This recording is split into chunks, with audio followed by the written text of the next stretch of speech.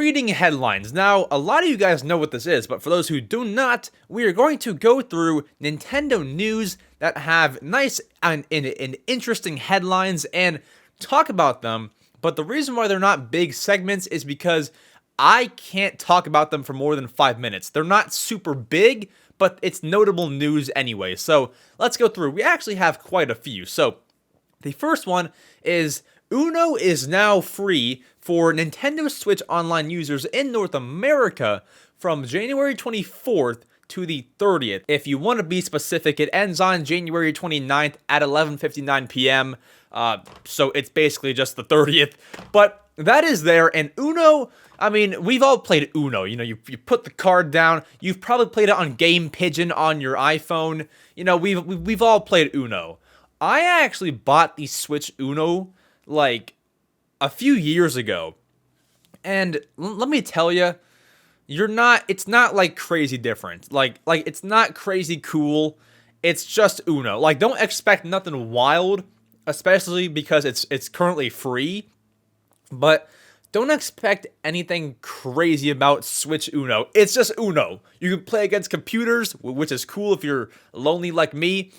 You can, I mean, it's Uno. You scroll through your cards, you hit the A button, and there you go. You're playing against somebody. So it's just Uno, but it is free, as I said. So I would recommend it. I would just say try it out. You know, why not? If you're on your Switch, you know, games have gotten boring. Try out Uno. Why not? So there's that. Uno is now free for Switch Online users until the 30th of January. So go ahead and download that. I do like how Nintendo does do, you know, free games here and there. It's just like, it's sort of like, I was going to say like an Xbox Game Pass, because I'm not sure if they still do this, but they would have like 3 games. And back in the day, it's like 2016. They would have like 3 games a month that you could try out for free. It's kind of similar to that in a way, where they give you a game to try out. Now, I will say, it's not always the most quality game. I believe once it was Stardew Valley, which is very quality. But like now it's like Uno is free. It's not always the highest quality game, but it's cool that they give out games for free for a small window of time pretty often. So I can't even be upset. Uno is free. But yeah, definitely try it out. And what's great is you get the full game. It's no demo. It's no small little compact version. It's the full game. Same thing with Stardew when it was free. Same with Uno right now. It is the full game. Go and try it out and let me know what you think of Uno. Is it worth it? Is it worth paying like $5 for, I believe, or 8, 10, you know, whatever it is?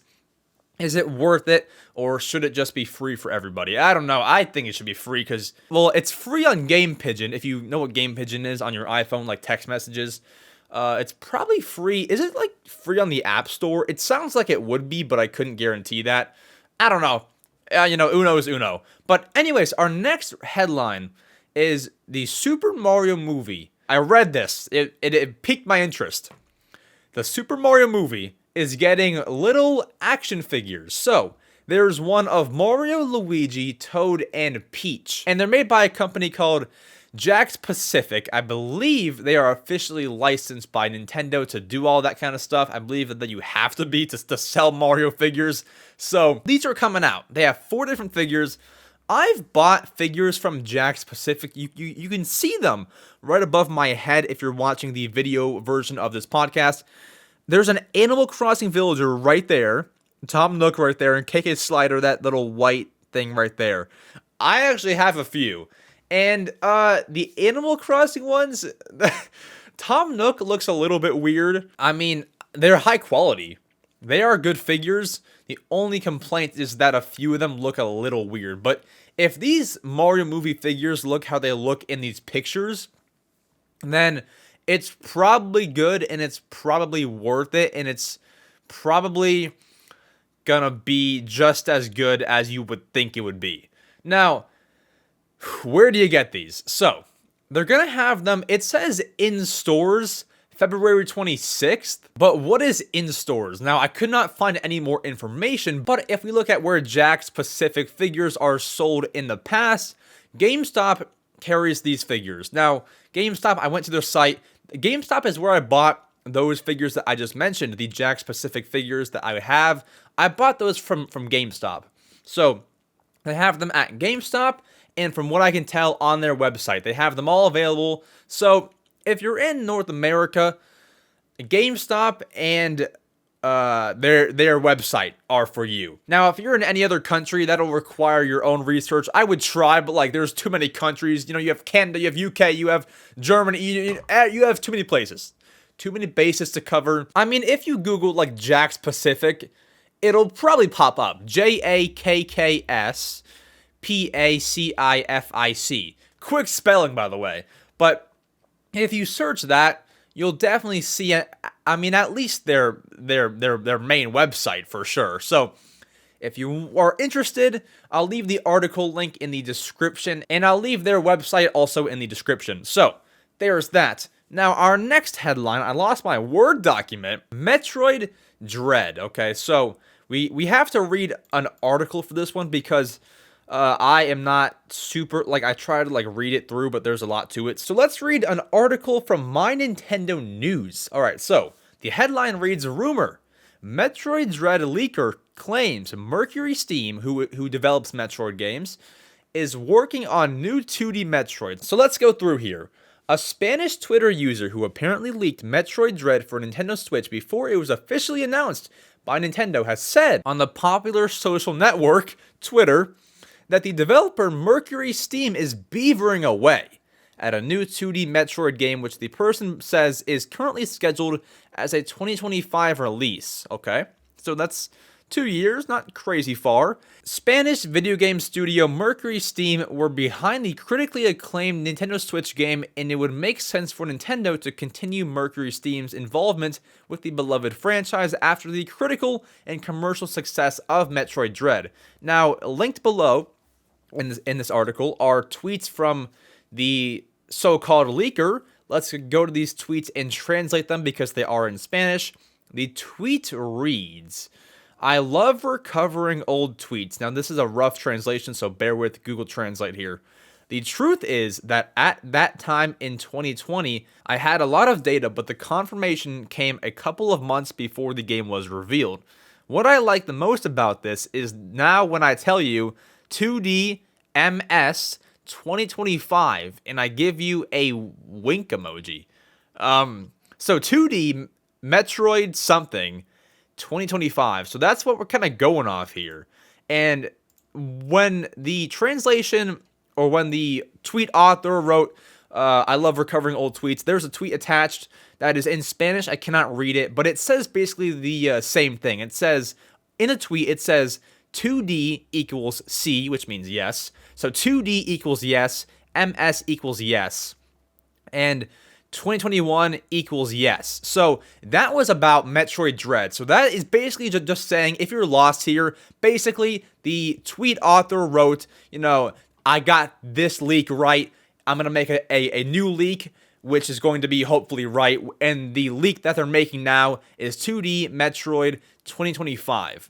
So that is their leak, and that's what they are saying is going to happen. Metroid 2025. Are they going to be right? I mean, they were right about Metroid Dread, and they wrote the tweet about Metroid Dread on April 14th, 2021.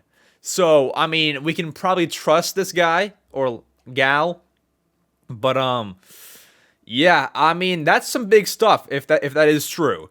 And I'm not sure how where do leaks come from? I never understood where leaks come from, but Metroid Dread by a credible leaker, new Metroid game leaked by a credible leaker. I mean, strap in, because it's probably correct. So, there's that Metroid game coming to you soon, hopefully, maybe, possibly, who knows. Now, one more headline. This is actually, this is bad, if true, which I think is, yeah, it's true. So, My Nintendo News article, I'm going to read another article. Kirby developer HAL Laboratory was in trouble with labor standards for failure to pay remote workers overtime. Okay, so HAL Laboratory, the studio behind the much-loved Kirby video game series, was in trouble with the Japanese Labor Standards Bureau last year during the pandemic.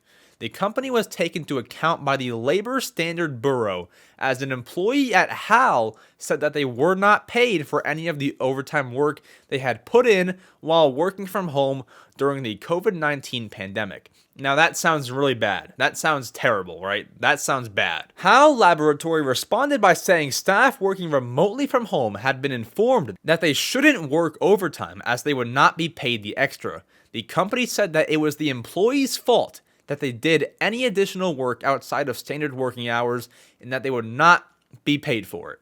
However, this wasn't mentioned at all in the employee's contract with the company, and the person was not told by the company when they were hired. It seems that HAL Laboratory has now paid the employee what he was owed. Now, there are some tweets linked. I believe this is either the employee himself or someone who is just covering the situation. This was reported by a big Japanese news outlet. And yeah, I mean, that's honestly pretty bad. It is good that they are credible and they corrected their mistake. They paid, or I'm not sure if it's their mistake or not. It's kind of a whole misunderstanding, but it wasn't in the contract. So it's good that the rights or the wrongs were righted. But I mean, that just the headline looks really bad. Like, I'm not taking a shot at mynintendonews.com. It's not their headline. Like it's on all these kinds of different Nintendo news outlets. Like, just those words look really bad on your company, but all wrongs have been righted, and it's all good. But when I read that, I was like in shock. Like, I didn't know if I was like supposed to believe it or not, but it's true, and big news outlets in Japan have covered that. So, I mean, yeah, you're in deep water there if that wasn't corrected, but good thing they did, and hopefully the guy who worked overtime can work overtime even more and get us the next Kirby game. Who knows what project he was working on? I mean, if he was working last year, it says, during the pandemic, so that would be like early 22. Maybe they were working on Kirby's Return to Dreamland Deluxe. You never know. So when you play that game, just play it knowing that guy put in extra hours into making it good enough for you to play. So just play that game knowing that. But anyways, let's move on to our first real segment of the day.